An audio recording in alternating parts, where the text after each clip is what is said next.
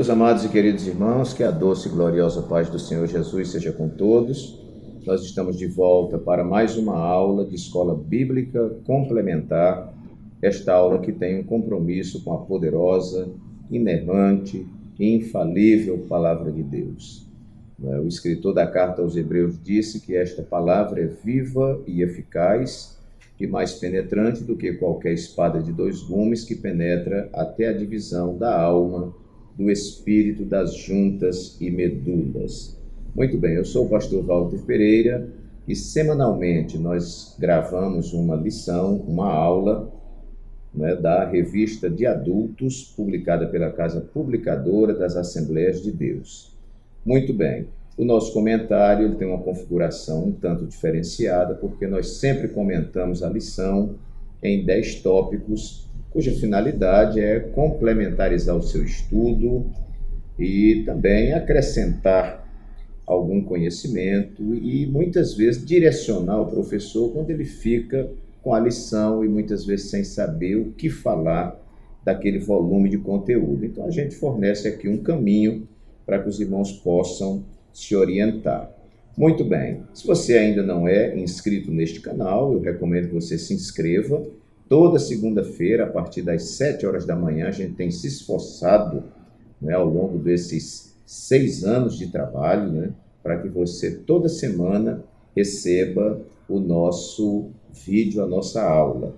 Os irmãos estão vendo que o ambiente que eu estou gravando não é o que eu sempre gravo, Eu estou trabalhando em ritmo assim acelerado, Já falei nos vídeos anteriores, Eu vou dia 15 agora de janeiro, pela manhã, me submeter a uma cirurgia de hérnia, hérnia inguinal bilateral. Rogo as suas orações para que Deus, nos dê uma pronta recuperação. E por causa disso eu estou aqui me esforçando, irmãos, para poder gravar todas as aulas. Hoje é o dia 9 de janeiro, nós já estamos gravando a lição do dia 28, que, claro, será disponibilizada na segunda-feira que antecede o domingo da EBD. Então, você recebe a lição na segunda-feira, você tem aí segunda, terça, quarta, quinta, sexta, sábado e o domingo de manhãzinha para estudar a lição. E na escola dominical está aí com a sua lição afiada. Então, se você ainda não é inscrito neste canal, se inscreva, deixe também o seu like, que é importante para que o YouTube interprete que o vídeo é relevante. A gente pede isso porque na medida que você clica nessa mãozinha dando like, o vídeo se reproduz para muito mais pessoas. Também compartilhe. Eu agradeço aos muitos irmãos, principalmente aqui de Maceió, que nos conhecem e que repassam esta aula para os seus professores de escola dominical. Eu sempre disse que o nosso comentário é um comentário simples, singelo, mas ajuda também a alguém. Então, eu fico muito feliz por isso. Tá bom, meus queridos? E também deixe o seu comentário aí para quem nos assiste pelo YouTube, Deixe aí o seu comentário. Aos irmãos que nos assistem por outras plataformas, como o AD Alagoas, que é o site oficial da nossa igreja, aquele abraço carinhoso. Aos irmãos que nos assistem, pela rádio Farol FM 90.1, aqui em Maceió, todas as quartas-feiras a partir de 22 horas o nosso áudio é disponibilizado.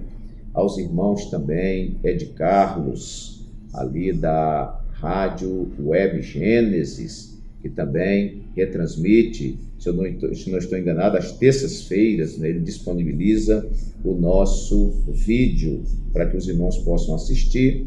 E ao diácono Moacir Catarina, que também opera aí na Rádio Web Capital, que também disponibiliza o nosso áudio desse vídeo. Então, Deus abençoe a todos, muitíssimo. Nós vamos estudar hoje, irmãos, a lição número 4. Veja bem, nós estamos estudando uma lição que trata sobre o corpo de Cristo, origem, natureza e vocação da igreja no mundo. Já estudamos a primeira lição, que foi a origem da igreja. Muito bom, está lá na playlist do nosso canal, você pode acessar e assistir. Na lição número 2, estudamos imagens bíblicas da igreja. Através dessas imagens, nós vamos justamente perceber características né, desta igreja. Na lição número 3, que foi a lição passada, nós comentamos sobre a natureza da igreja e hoje a igreja e o reino de Deus. Então, qual é a nossa intenção? E você que vai dar aula também deve estar muito focado no título da lição. A lição não é sobre o reino de Deus e a lição também não é sobre a igreja. A lição é sobre a igreja e o reino de Deus. Então, nosso esforço vai ser fazer uma correlação entre a igreja e o reino de Deus e entre o reino de Deus e a igreja. Não vamos poder trabalhar aqui desconectado, tá bom? Então, título: A Igreja e o Reino de Deus. O nosso texto áureo nos diz assim: o tempo está cumprido, o reino de Deus está próximo, arrependei-vos e crede no Evangelho. Marcos capítulo 1, versículo 15.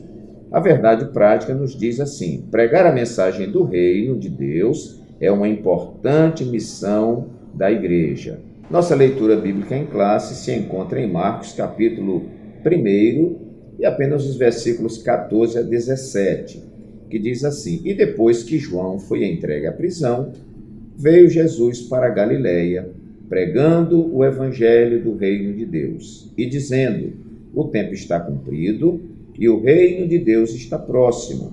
Arrependei-vos e crede no evangelho. Versículo 16. E andando junto ao mar da Galiléia, viu Simão e André, seu irmão, que lançavam a rede ao mar, pois eram pescadores.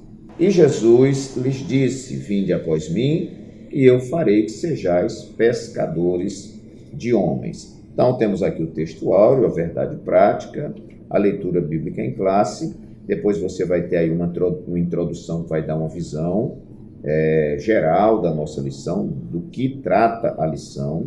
O tópico número 1, nós vamos ter a natureza do reino de Deus. E o subtópico 1, o reino de Deus é universal. Subtópico 2, a soberania divina e os acontecimentos do mundo. Terceiro subtópico, o reino de Deus, a nação de Israel e a igreja. Depois temos o segundo tópico, que vai tratar sobre a igreja e as dimensões do reino de Deus. Subtópico 1, o reino de Deus como realidade. Subtópico 2, onde está o reino de Deus? Subtópico 3, o reino de Deus como realidade futura. E aí vamos para o nosso terceiro tópico, a igreja no contexto do reino de Deus. Subtópico 1, a distinção entre a igreja e o reino de Deus. Subtópico 2, a igreja expressa o reino de Deus. Subtópico 3, a igreja é a mensagem do reino de Deus. E vamos então para a nossa conclusão, que vai dar aí o fechamento da lição. Muito interessante você estudar, eu li toda a lição, né?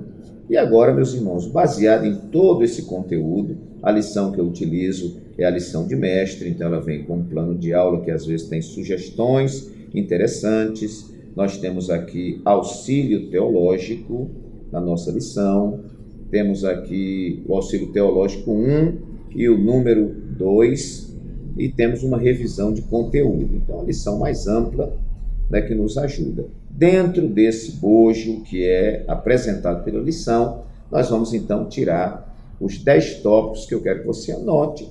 E se você quiser seguir esse caminho aqui, você também vai estar sendo fiel, não é, ao título da lição e ao conteúdo da lição. O primeiro ponto que eu anotei aqui, irmãos, que é interessante que se diga na sala de aula, se discuta e se esclareça, é que a igreja não é o reino, mas ela faz parte do reino. Né? Quem estudou matemática sabe, quando nós estudamos conjuntos, né, o que era estar contido, o que é conter. Né? Então, veja bem, a igreja está contida no reino de Deus.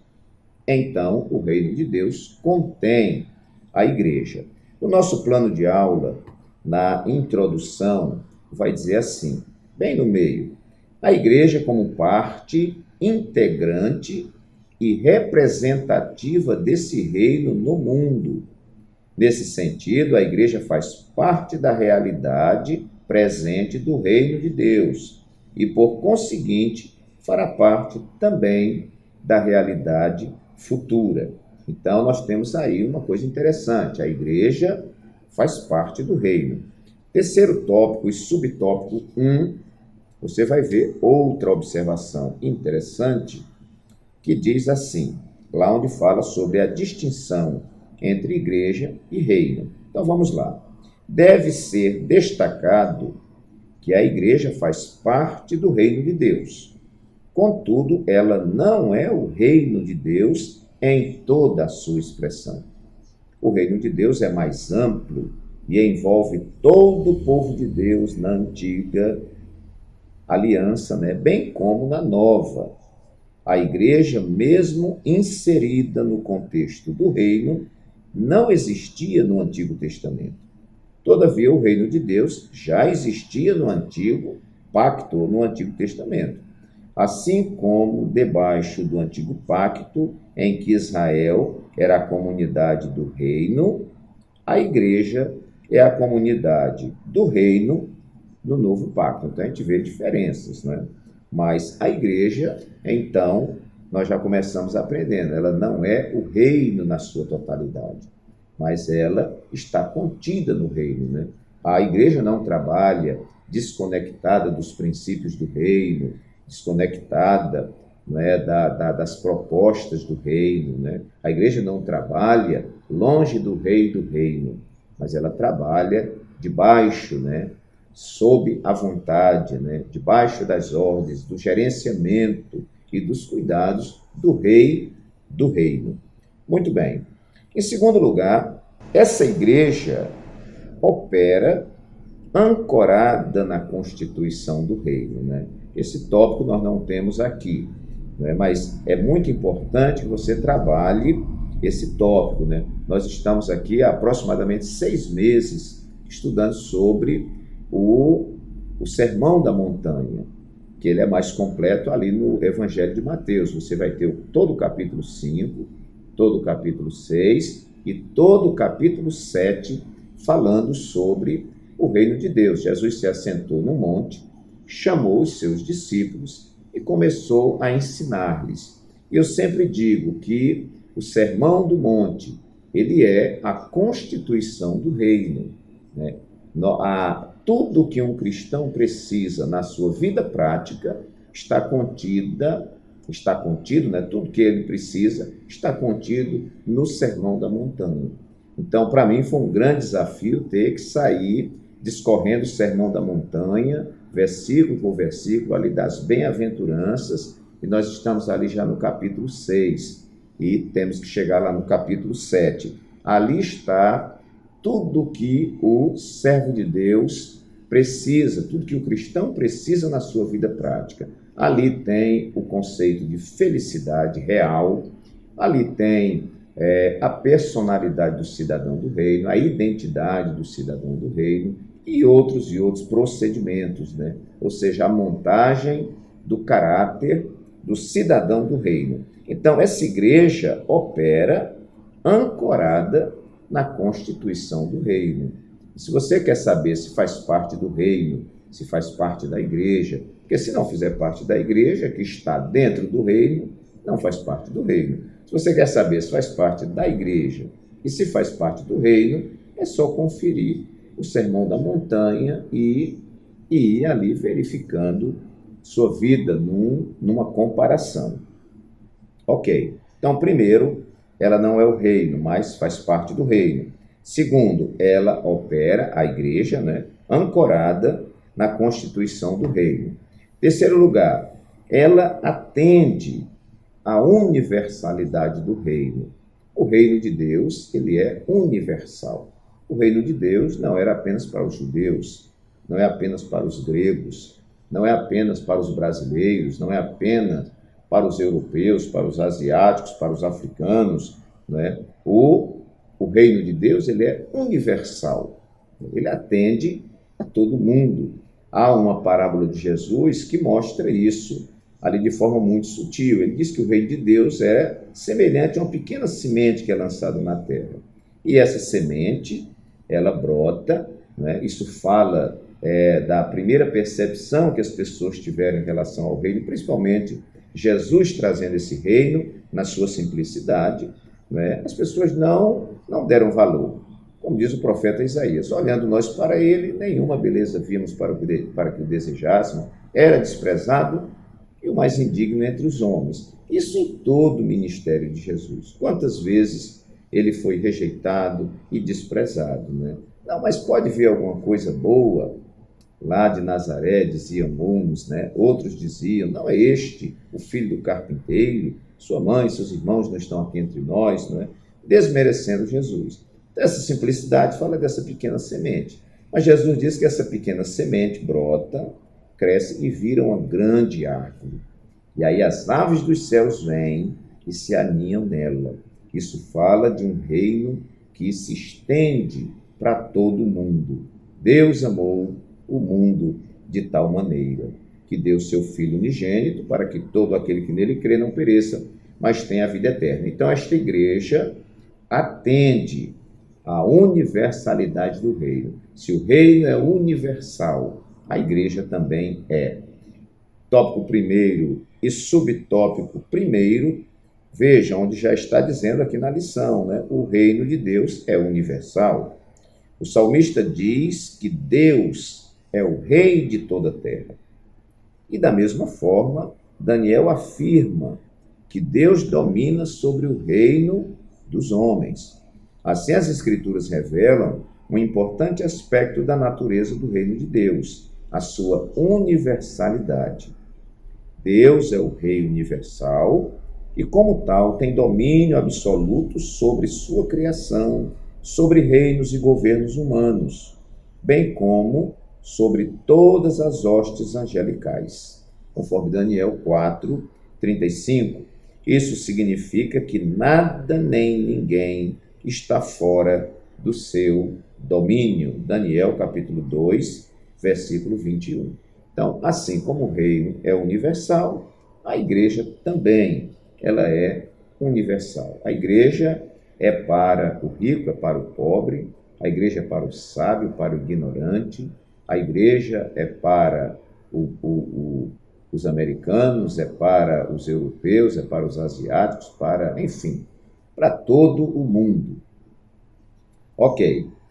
Quarto lugar, eu enumerei aqui. Ela, a igreja, anuncia a mensagem do reino. Que coisa linda, né? Então, o discurso da igreja não é discurso político. O discurso da igreja não é blá, blá, blá, não é história de carochinho. O discurso da igreja, o seu anúncio, né, são as boas novas. Jesus disse, ide por todo mundo, pregai o evangelho a toda criatura. O que é evangelho? Evangelhos são boas novas. A mensagem de Cristo é uma mensagem, ou a mensagem bíblica, é uma mensagem cristocêntrica. O evangelho é cristocêntrico. Cristo está no centro.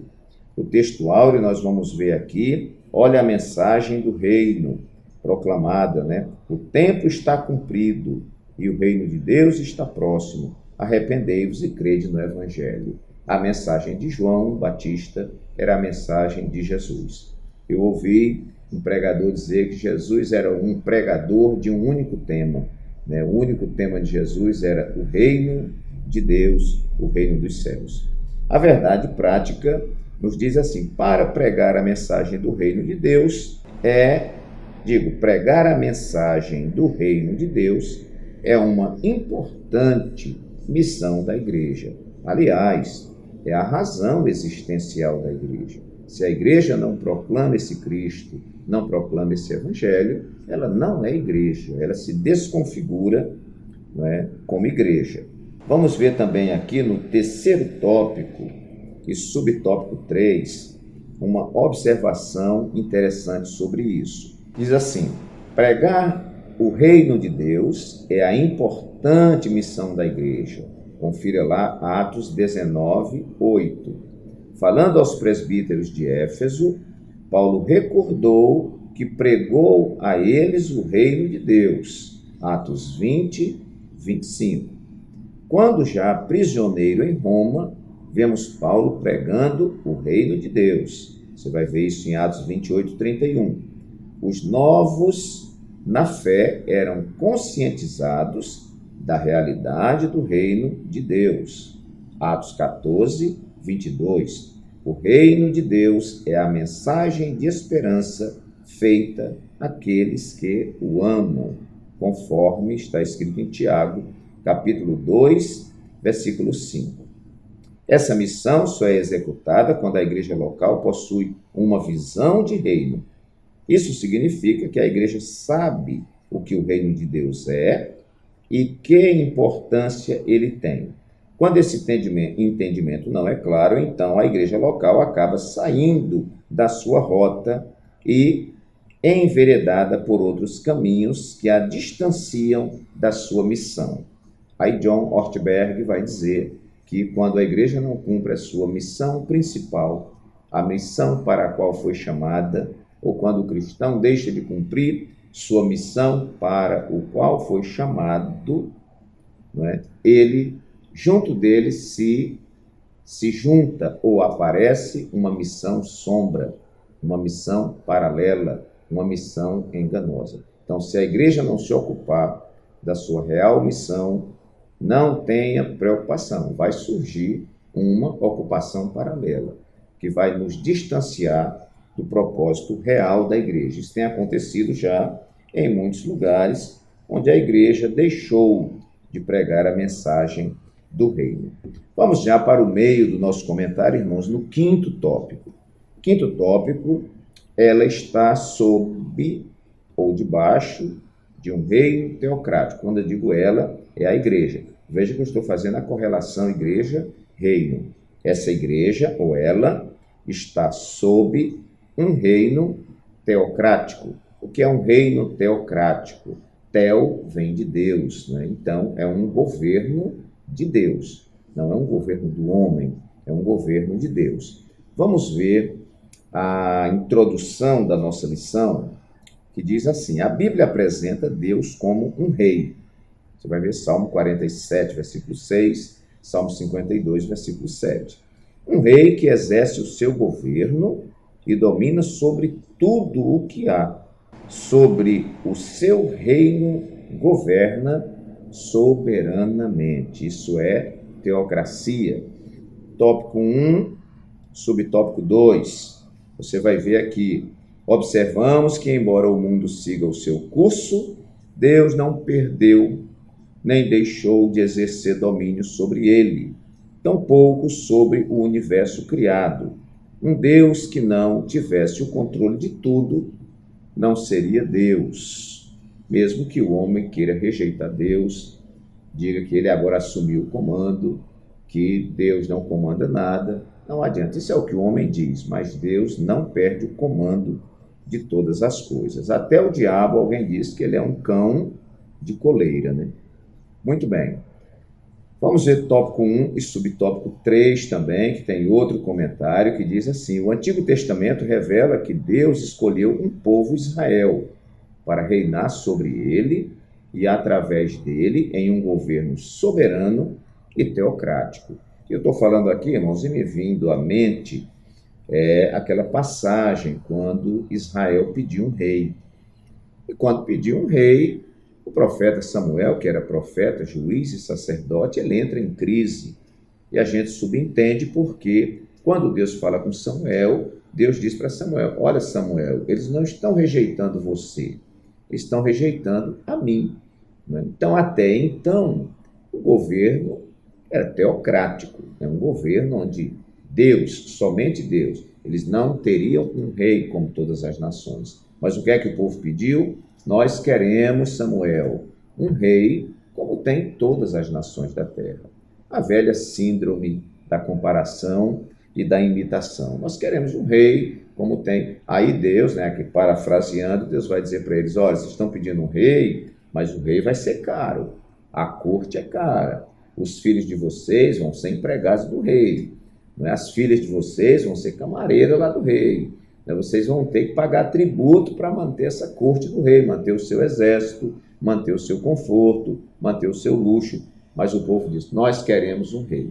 E isto, irmãos, foi uma grande afronta para Deus, porque todo o prazer de Deus era ser o rei do seu povo. né? Um governo teocrático é aquele onde quem manda, quem ordena é o Senhor. Então, a igreja, né, a igreja que entende o seu papel, ela, como o reino, está sob um governo teocrático, né? A priori, né, nós estamos obedecendo às determinações de Deus. Os pastores oram para que Deus lhes dê a direção, para que eles possam governar conforme Deus orienta. É esta a filosofia. Muito bem, vamos então para o nosso sexto tópico. Nos diz assim o sexto tópico: ela, a igreja, se alinha à natureza espiritual do reino. Olha a correlação. O reino é espiritual? É espiritual. Jesus disse: o meu reino não é deste mundo. O meu reino, o reino de Deus, não é um reino de aparência. O meu reino é um reino espiritual. Era o que Jesus queria dizer. E a igreja também. Eu digo sempre que um dos maiores sofrimentos hoje da cristandade é querer realizar uma obra espiritual na força do braço. Quer realizar, quando eu digo na força do braço, quer realizar a obra de Deus apenas na intelectualidade, apenas nos métodos, apenas nas articulações, né? Apenas nas estratégias, e não funciona. Né? A gente sabe que Jesus disse: eu sou a videira, vocês são as varas. Todo aquele que está em mim e eu nele, esse dá muito fruto, porque sem mim nada podeis fazer. Nosso pastor conta uma história muito interessante que eu guardei. Nosso pastor presidente aqui, né, do estado de Alagoas, nosso pastor, né, Orisvaldo Nunes de Lima, né, e ele conta que um dia estava em um determinado lugar e ele disse assim: meus amados irmãos, com a ajuda de Deus, vamos abrir as nossas Bíblias. Né? E alguém estava por trás dele, ele ouviu um murmúrio, né, alguém dizendo assim: até para abrir a Bíblia precisa da ajuda de Deus. E ele corroborou, né? Realmente, até para abrir a Bíblia, nós precisamos da ajuda de Deus. Ora, sem a ajuda de Deus, a gente nem respira, né? Quanto mais abrir a Bíblia. Então, meus queridos, esta obra, ela é uma obra espiritual, né? A igreja se alinha à natureza espiritual do reino. Veja que no diálogo de Jesus com Nicodemos não entendeu. Nicodemos disse: Rabi, bem sabemos que és mestre vindo de Deus, porque ninguém pode fazer os sinais que tu fazes se Deus não for com ele. Aí Jesus disse: olha, Nicodemos, na verdade te digo que aquele que não nascer de novo não pode ver o reino de Deus. Qual foi a pergunta de Nicodemos, que estava numa plataforma terrena?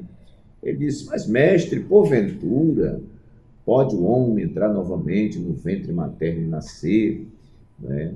Aí Jesus, né, falou: aquele que é nascido da carne é carne, o que é nascido do Espírito é do Espírito. Ora, Nicodemos, o vento assopra onde quer e ouves a sua voz, mas nem se sabe de onde vem, nem para onde vai. Assim é todo aquele que é nascido do Espírito. Você vai ver que lá na frente, Paulo escrevendo aos Coríntios, se não me engano, capítulo 2 da sua primeira carta, e o versículo 14, ele diz assim: ora, o homem natural não compreende as coisas do Espírito de Deus, porque lhe parecem loucura, e ele não pode discerni-la, porque elas se discernem espiritualmente. Quantas vezes no seu discurso, no seu ensino, na sua oratória, Jesus estava ensinando alguma coisa e eles não entendiam, sempre puxavam para as coisas da terra. Jesus: não estou falando de coisa da terra, estou falando das coisas lá de cima, né? Então, é essa incompreensão. Mas, assim como o reino de Deus é um reino espiritual, a igreja também se alinha a esta natureza do reino, que a igreja também é espiritual. Por isso que ela não é entendida por muita gente, não é amada por muita gente, não é compreendida por muita gente, porque a igreja é uma obra espiritual. Eu, às vezes, fico assistindo os cultos e vendo as coisas acontecerem, eu digo: meu Deus, como o Senhor é maravilhoso, né? Na mente da gente, a gente não consegue entender como é que Deus faz isso, porque Deus dá isso para alguém, não dá para o outro, porque aquele tem, eu não tenho, eu tenho, aquele não tem, não é? Tantas coisas que acontecem na obra de Deus e a gente fica sem entender, Fica sem entender, meus queridos, porque a nossa mente é uma mente carnal. Né? Muitas vezes estamos baseados nos parâmetros. Nosso parâmetro de justiça é a justiça terrena. Nosso padrão de ética é o padrão terreno. Nosso padrão de moral é o padrão terreno. Né? Enfim, né? E quando você compara isso ou isso vai de encontro aos princípios de Deus, aí nós ficamos sem entender nada, porque no mundo espiritual as coisas são muito diferentes do mundo físico, do mundo terreno, do mundo material. Muito bem. O auxílio teológico 1, nós vamos ver aqui um comentário. Diz assim: Jesus explica que o reino de Deus é distinto dos reinos com os quais os fariseus estão familiarizados. Olha só. Sua vinda não corresponderá com sinais visíveis. Isso é característica de reino espiritual.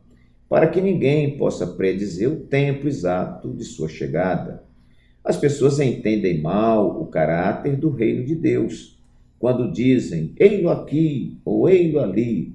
Tais predições são arrogantes e mostram-se falsas e decepcionantes às pessoas persuadidas por elas. Jesus afirma que a fase inicial do reino não vem desse jeito. De fato, já veio. Jesus usa a palavra entos para descrever sua presença, palavra que significa dentro de vocês, ou entre, ou no meio de vocês. Foi quando Jesus disse, né? O reino de Deus está dentro de vocês. Mas este reino está dentro, está entre vós, mas Jesus disse que o reino está por vir. Então, como dizia certo teólogo, é um já e ainda não. Ao mesmo tempo que é já, ainda não. Ao mesmo tempo que o reino já chegou, está presente, ele ainda virá. Por que não entendo isso, pastor? Porque isto é espiritual. É muito difícil, né, você comparar o material com o espiritual, porque o espiritual é eterno, é atemporal. Né? O espiritual não é feito com medida, com fita métrica, não é feito com relógio, com tempo cronos, mas o tempo kairos. Então, tudo é diferente. Mas a igreja se alinha à natureza espiritual do reino. No plano de aula, na parte lá motivacional, eu também quero mostrar algo para os irmãos, que diz assim: o reino de Deus não tem aparência visível, como se estivesse localizado em uma posição geográfica. Antes, o reino de Deus, disse Jesus, está entre vocês. Isso significa que a natureza do reino é espiritual. Ele se manifesta por meio da justiça, da paz e alegria do Espírito Santo. Vamos então para o nosso 7º tópico. Vamos caminhando para o final. Ela, a igreja, reflete o reino, ou a igreja projeta o reino. A igreja, nós aprendemos, que ela é uma igreja visível e ela é invisível. Visível quando nós tratamos da igreja local, comunidade religiosa, e invisível quando se trata da igreja de todos os tempos, inclusive dos que já dormiram em Cristo. Mas essa igreja que caminha na terra, ela reflete o reino de Deus. Quando está lá no Sermão da Montanha, que nós falamos aqui no nosso 2º tópico, que essa igreja opera ancorada na constituição do reino, lá na Constituição está dizendo assim: vós sois o sal da terra. E lá também diz: vós sois a luz do mundo. Aí mais embaixo diz: assim resplandeça a vossa luz diante dos homens, para que vejam as vossas boas obras e glorifiquem o vosso Pai que está nos céus. Qual a finalidade da igreja aqui na terra? A finalidade da igreja aqui na terra é, primeiro, apresentar, testificar do Evangelho de Cristo. Em segundo lugar, é uma igreja para frutificar, para dar testemunho. Jesus disse que a árvore boa dá bom fruto, a árvore má dá fruto mau. Uma fonte ruim não vai dar água boa, Assim como uma fonte boa não vai dar água ruim. Então a igreja, na sua caminhada, no seu comportamento, no seu testemunho, reflete o reino de Deus, na medida que ela vivencia a constituição do reino. Ela vai vivendo a constituição do reino, as ordenanças de Jesus e, claro, vai refletindo Cristo, refletindo a verdade, refletindo o reino de Deus. Vamos ver o terceiro tópico e o subtópico 2, que diz assim: a igreja foi idealizada e projetada por Deus para ser a expressão de seu reino na plenitude dos tempos. Ela não é um improviso de Deus, nem um remendo que ele fez na história da salvação. Ela foi projetada e planejada. É a eleita de Deus. Significa que debaixo do novo pacto, Deus deu à igreja a missão de fazer conhecido o seu plano e projeto de salvação para a humanidade. Então veja bem, ela reflete o reino de Deus aqui na terra. Ela projeta, né?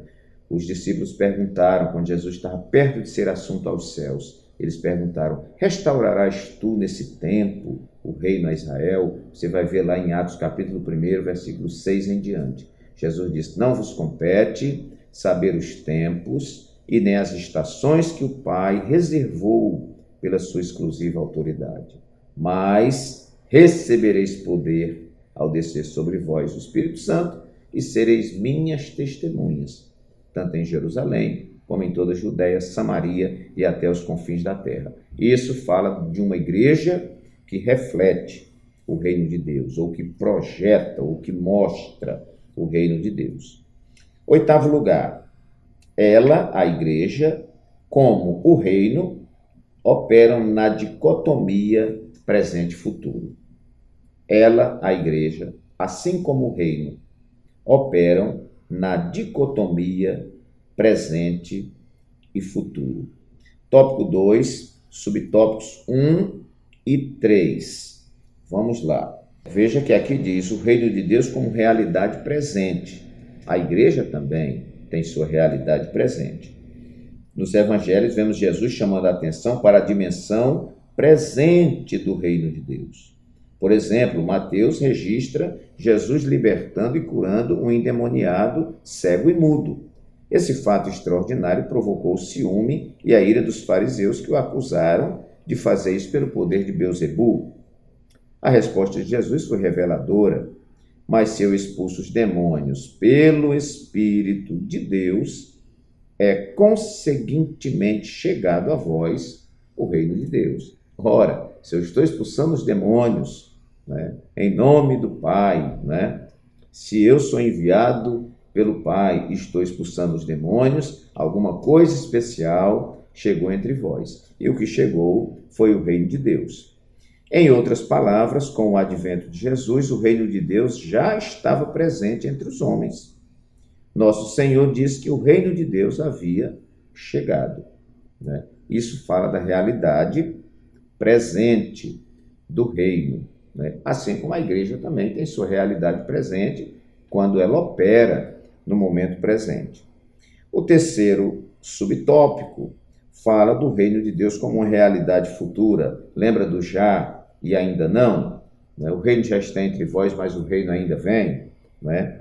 Assim como o reino de Deus possui uma dimensão presente, ele também possui uma dimensão futura. Esse é o aspecto escatológico do reino de Deus. Escrevendo aos Coríntios, o apóstolo Paulo destaca os tipos de pessoas que ficariam de fora desse reino. 1 aos Coríntios 6, 9 e 10. Embora o reino de Deus seja uma realidade presente hoje, e mesmo sendo possível já experimentá-la agora, contudo, ele se manifestará na sua plenitude na era vindoura. Por exemplo, o milênio, o reinado de 1000 anos sobre a terra, faz parte dessa dimensão futura. E a igreja também tem as coisas que irão acontecer. Na verdade, meus amados irmãos, tudo que Deus faz dura eternamente. Tudo que Deus faz é grandioso, não é? Esta terra e o momento presente que nós vivemos é muito pouco para expressar o poder de Deus. Nós aqui estamos no ensaio. Jesus deu uma amostra grátis quando veio aqui à terra. Mas a Bíblia diz que aquilo que o olho não viu, o ouvido não ouviu e nem subiu ao coração do homem ou à imaginação do homem, são as coisas que Deus tem preparado para aqueles que o amam. Ok. Nono lugar e penúltimo tópico, ela, a igreja, como o reino, não sofre solução de continuidade. Assim como ninguém barrou o reino, e nem barra, e nem barrará, ninguém barrou, nem barra, nem barrará a igreja do Senhor. Jesus diz que as portas do inferno não prevalecerão contra a igreja. E esse tópico me veio, irmãos, à mente, baseado num versículo, um versículo que está na nossa leitura bíblica em classe, que diz assim: e depois que João foi entregue à prisão, veio Jesus para a Galileia, pregando o evangelho do reino de Deus. Isso aqui é muito significativo. Se João está preso, pararam a mensagem. Mas vem Jesus e dá continuidade, né? Então, a obra não pode parar. E quando para Jesus, a igreja primitiva continua, né, pregando. O evangelho não parou, né? Desde os dias de Jesus até hoje, o evangelho nunca parou, né? Houve tempos negros na história, né? Tempos de muita batalha para a igreja, queimavam Bíblia, matava crente, mas não tinha jeito, né? Aí é que o evangelho crescia, porque, como disse o poeta naquele hino muito interessante, ninguém detém, a obra é santa. Então a obra de Deus não sofre solução de continuidade. Ninguém conseguiu segurar o reino, não é? Mataram Jesus, aí pensaram, pronto, acabou. Aí foi que piorou, porque Jesus ressuscitou, e aí é que o evangelho ganhou força, né? E a igreja, da mesma forma, ninguém detém. A China não consegue deter o evangelho lá dentro com o seu sistema comunista, não é? O líder da Coreia do Norte não consegue deter. Se ele pensa que o evangelho não está operando lá, ele está enganado, né? Deus tem suas representações em todas as partes do mundo. Ou crente dentro de cemitério, ou nas cavernas, onde quer que seja, né? A obra de Deus caminha e ninguém consegue parar, porque a obra é de Deus. Muito bem, então não sofre solução de continuidade. E em último lugar, meus irmãos, ela, a igreja, como o reino, né, visa a glória de Deus. Todo o trabalho do reino visa a glória de Deus. Tudo que Jesus fazia, está fazendo e fará é para a glória de Deus. Tudo que a igreja fez no passado, está fazendo e fará é para a glória de Deus. E em qualquer tempo da história, onde os homens se equivocarem quanto a isso, o seu trabalho terá sido em vão e a sua queda é certa. Ninguém ouse colocar a mão na glória de Deus. Ninguém ouse tentar ofuscar a glória de Deus. Ninguém ouse tomar para si a glória que é de Deus. Eu acho prudente, acho de bom alvitre que tudo que acontece em nós, tudo que Deus nos dá, tudo que Deus faz por nós, que isso se reflita na glória de Deus. Eu tenho ensinado isso na igreja. Na sua oração, tudo que você pedir para Deus, se você está pedindo para ser curado, não pense só em pedir para ser curado para parar de sentir dor. Diga assim: Jesus, eu quero ser curado, tudo bem, para parar de sentir dor, para parar de ir para o hospital, para parar de comprar remédio, mas eu quero que o Senhor me cure para a glória do teu nome. E assim, meus irmãos, em todas as áreas da nossa vida. O fim é a glória de Deus. Paulo disse, porque dele, por ele e para ele são todas as coisas, glória, pois, a ele eternamente. Amém. Que Deus nos abençoe, que o Espírito Santo fale mais alto ao nosso coração e até a nossa próxima aula se Deus assim o permitir.